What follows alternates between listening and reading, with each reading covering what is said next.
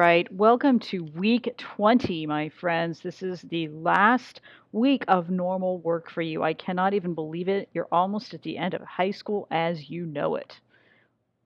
Week 20, my God. I want to remind all of you that June 1st is the very last day that I will be able to accept any late or missing work. June 1st.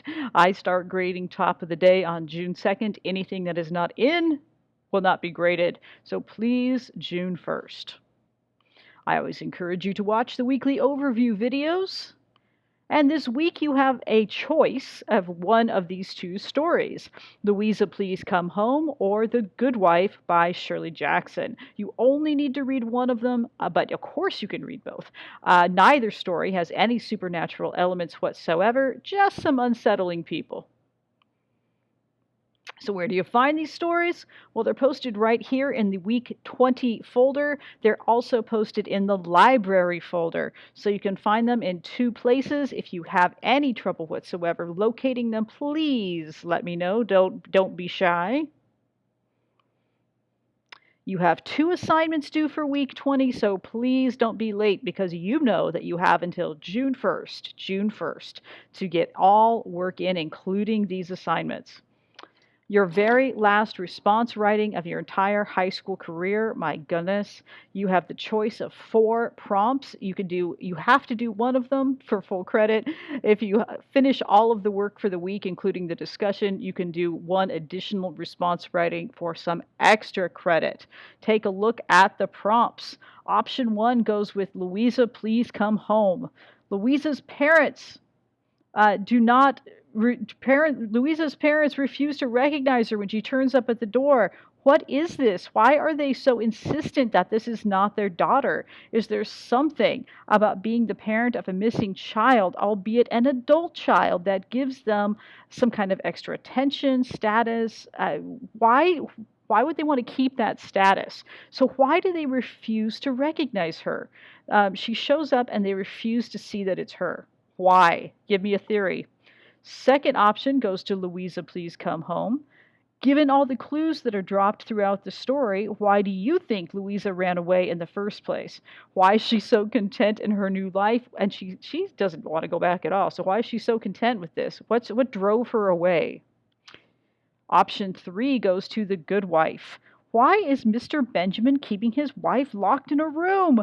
Break down the events of the why in the story and in this response writing. What is this game Mr. Benjamin's playing, and what do you think his motivation is? Why is he inventing affairs and trouble for his wife? Break down his psychology here. Give me a theory. Option four goes to The Good Wife as well. Rewrite the story from Helen's point of view. What is her life like in that locked room? How did this terrible game start? Why doesn't she fight harder to escape? You don't have to rewrite the whole thing. Just a snippet of it will be fine. So this is your creative writing option. Don't forget that MLA header. So, a lot of people do, and they lose some easy points. You have a discussion, easy discussion, a discussion that if you participate, I'll give you all your points. Just tell me what story you read and what you thought of it. What was your experience with it? Did it surprise you? Did you see any similarities between this and anything else we've read? Just talk to me a little bit about it and respond, react, and relate to at least one other post. All right, I have included a, albeit and admittedly not entirely awesome version, audio reading of Louisa, Please Come Home. It's not amazing. It's functional. If you really love audio readings, you might, this will get the job done. I'm not going to say it's going to win any awards, though, so sorry. And I didn't find any audio reading for The Good Wife, so there you go. So this isn't awesome, but it is there if you want it. All right, let's talk about Louisa, Please Come Home. I like this story. I mean, I like all Shirley Jackson stories, but this one is just so great in how normal it is. There's really nothing supernatural or spooky about it. It's just kind of unsettling in the sense of like human behavior. Louisa, my mother's voice came over the radio. It frightened me badly for a minute. Louisa, she said, please come home. It's been 3 long years since we saw you last. Louisa, I promise you that everything will be all right. We miss you so. We want you back again, Louisa. Please come home.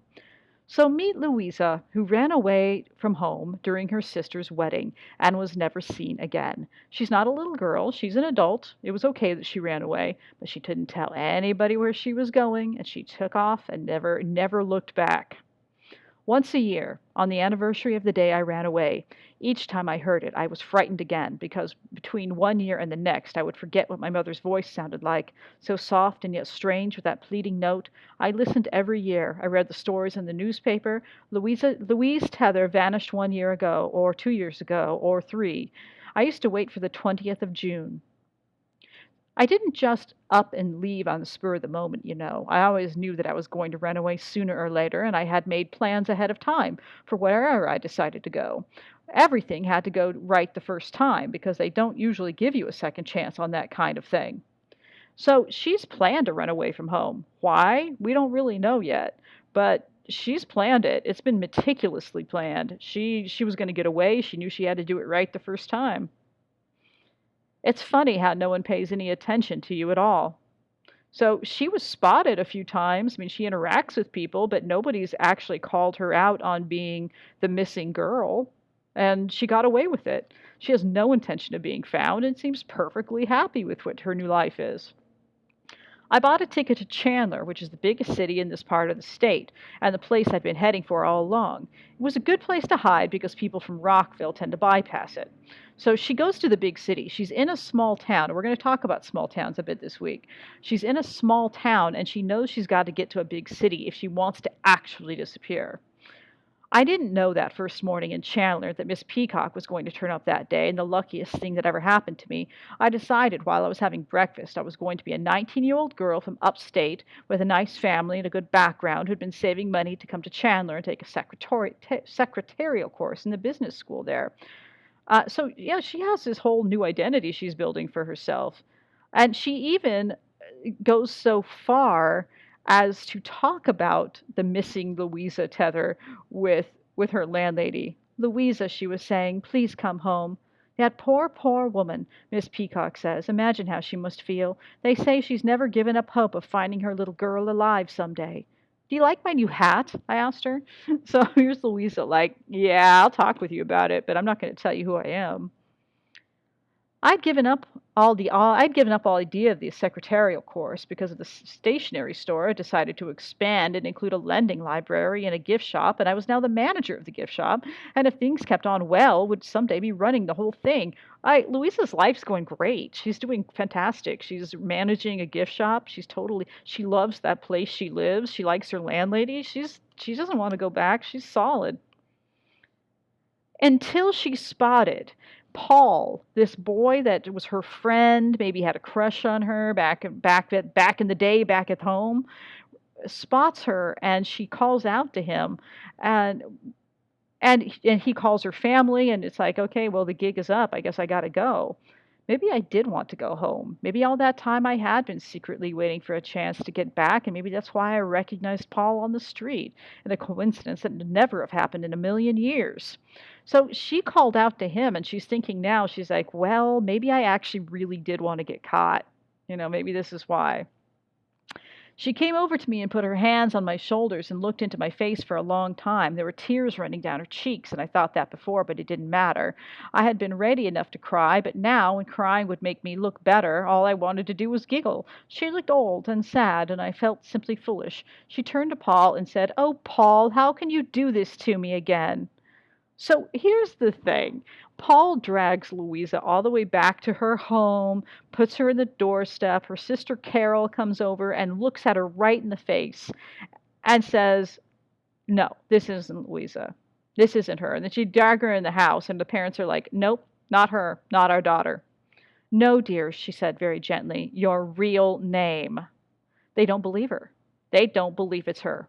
They think Paul has, and evidently Paul's drug other girls there and said that they were Louisa too, and so they're all kind of ticked off at Paul. And yeah, so but they don't believe this is their own daughter. I felt kind of sorry for Paul. He never understood them as well as I did, and he clearly felt there'd be some chance of talking them into opening their arms and crying out, "Louisa, our long lost daughter." So this tells me right here that there was some seriously messy dynamics in this family that they don't want to recognize her, right? And like if like there's some part of them that maybe doesn't want her home or doesn't want to recognize her. This is a really interesting bit to the story here. And she just leaves. I mean, they don't believe her, so she's like, "Okay, I'm gonna go back to my life, go back to my job. I like my job and my house, and I like my place I live, so I hope your daughter comes back someday," I told them. "Goodbye." So she just says goodbye and goes back to her life, and there she is a year later listening to the radio plea from her mother. "Louisa," she says, "please come home. We all want our dear girl back, and we need you and miss you so much. Your mother and father love you and will never forget you, Louisa. Please come home."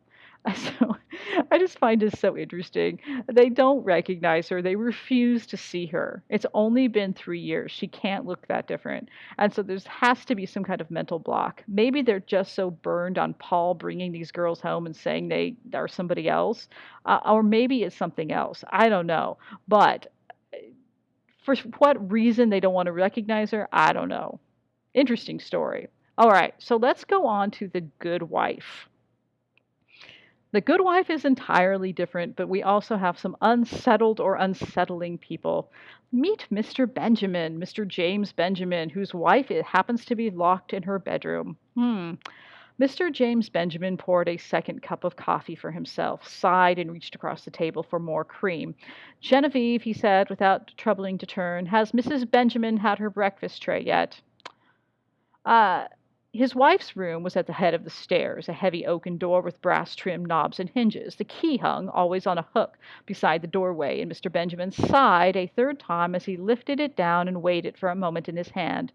When he fitted the key to the lock on the door, he heard for the first split second of stunned silence within, and then the rattle of dishes as his wife set aside her breakfast tray and waited for the door to open. Sighing, Mr. Benjamin turned the key and opened the door. Why is she locked in the bedroom? We don't know. We don't know yet. He tells her about letters she received, but he won't let her read the letters she received. "There were no other letters," he said deliberately. "I wasn't expecting any but mother's. Has Mr. Ferguson forgotten you, do you suppose, or perhaps given up a difficult job?" "I don't know Mr. Ferguson."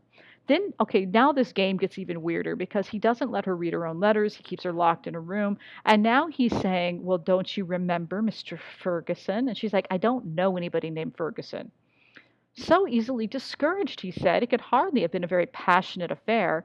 "I don't know anyone named Ferguson." She kept her voice quiet, as she always did now, but she moved her coffee cup slightly in its saucer, looked at it with interest, the thin cup moving in the delicate circle on the saucer. There wasn't any affair. Why is her husband inventing this? Why is he inventing this? And he says, "Why doesn't Helen try to escape?" And I mean, he even it says Mr. Benjamin wonders this, but I'm pretty sure he's not wondering it too much. It feels like she's just kind of beaten down so much that she doesn't try anymore. "I am kept prisoner by my husband. Help me or save an unfortunate woman unjustly confined, or get the police or even help." There had been a period when she had tried to force her way out of the room when the door was opened, but that had only been at first. Then she had fallen into a sullen indifference and kept during that time had watched her closely. Since then, and almost daily, letters from Ferguson had suggested methods for release, and she had suspected she was trying to communicate with her mother. So, I mean, she doesn't even try to escape anymore. She's just given up. And she keeps insisting she doesn't know anybody named Ferguson. "I don't know anyone named Ferguson. I've never loved anyone in my life. I've never had any affairs. I have nothing to confess, and I don't want to wear my pretty clothes again." So this husband, Mr. Benjamin, keeps dangling it in front of her saying, "Well, if you just confess, then you can wear your pretty clothes again and you can go do this and you can go back to your normal life." And she's like, "I'm not going to confess because I haven't done anything. I'll stay here. I don't care about my clothes." So he locks her back in the room. He sat down at his desk and pressed his hands to his forehead irritably. It had to be done, however. He took a sheet out of her monogrammed notepaper and opened his fountain pen. "Dearest Mommy," he wrote. So now he's writing letters to her mother for her. He's not letting her read the letters from her mother, and he's not letting her respond. He's responding for her. And then it's not enough. So here we've been wondering who Mr. Ferguson is, right? He took the pen into his left hand and began to write in bold hand. My dearest, I have finally thought of a way to get around the jealous old fool. I've spoken to the girl a couple of times at the library, and I think she'll help us if she's sure she won't get into trouble. Here's what I want to do. So, what is this horrible game he is perpetuating? Obviously, the husband, Mr. Benjamin, is the one writing these letters from the supposed Mr. Ferguson and trying to get his wife to admit that she's having an affair with this imaginary person. And because his wife won't play along, she's locked in a bedroom. So, think about the psychology here. What is up with this guy? Why is he playing this terrible game? Why is he perpetuating this? Why isn't the wife fighting harder to get out of it? Disturbing people all around. And again, I mean, it doesn't explicitly say it here, but this is another small town kind of story where everybody knows their business, or they know that they're married, right? And another kind of small townish kind of story. All right, let's talk about small towns. Uh, Shirley Jackson, we've mentioned it, but we haven't really talked about it much. Shirley Jackson is the queen of horror and the small town. The bulk of her stories either take place in small towns or they are about small town people who go to bigger towns. Louisa is a good example. She escapes from her small town, she runs away, and she goes all the way up to Chandler, the big city, right? So, lots of horror movies, though, because Shirley Jackson certainly isn't the only one. Lots of horror movies, stories, and shows are set in small towns. So, why is that? Aren't we always told that cities are more dangerous, that there's more things that could go wrong? When people say, oh, I just want to go somewhere safe and quiet, they think about small towns, unless you're in a horror novel. I just put some of the varied and many small town themed horror shows, movies, series up here on the screen. The Village, Texas Chainsaw Massacre, that's rural Texas. Jaws, Small Town by the Amnesty, right, in New England. Halloween, you're talking small town. Stranger Things, small town. True Blood, small town. Children of the Corn, Cornfield in Nebraska, small town. It, Salem's Lot, Nightmare on Elm Street. It just goes on and on and on and on. Not to just count every single one of like Shirley Jackson's stories too. So, what makes small town life more ripe for horror? I mean, there's a few theories out there. I did a little bit of hunting around to see other people's thoughts on it. I like this quote that I found: "Small towns are the perfect laboratory for evil because they offer their victims no escape." It is easier to get trapped in a small town. I mean, if something's chasing you in a city, you have tons of places to hide, right? But if something's chasing you in a small town, there's a limited number of places to hide and people who are going to rat you out too. So more eyes and ears, more people paying attention to your every move. That's very true. I grew up in a small town, and it's definitely true. People will pay very close attention. That's great if you need help, and terrible if you want privacy. By the way, as a teenager growing up in a small town, it was horrifying. Everybody knew everything. They knew where you were. Um, and in a horror book, in a horror themed story, everyone paying attention to you, is ripe for things like paranoia, suspicious thinking, uh, cult activity. Lots of those kind of stories take place in small towns. More traditions, or maybe older traditions. Think about the lottery. Lottery was a small town story, and you have this old, very ancient, very dark tradition of killing people for the harvest, right? Small towns also, in a general kind of way, give you less of an opportunity to change. You are who you are for your whole life. And that is a true fact, whether it's for horror or any other way. And I can attest to this as a escapee from a small town. People see you the way you were when you were a child, right? Or when you first moved there. They see you exactly that way. That person that you were growing up is who you're going to be forever.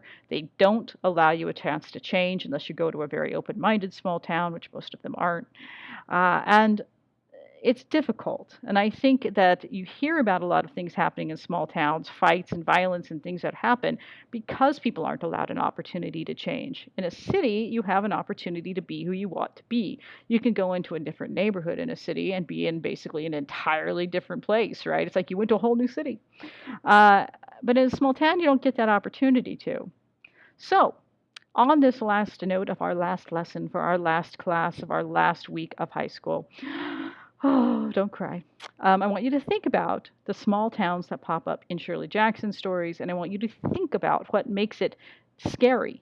Would it be less scary or more scary if she said it in a big city? And why is the horror of small towns so prevalent in her work?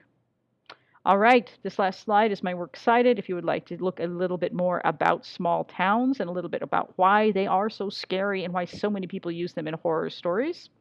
Remember June 1st, my friends, June 1st, June 1st, June 1st, and get any makeup work to me by then. Don't go away. Put any questions in the chat, and we will continue to talk for a few minutes as this video is over. Thank you. Bye-bye.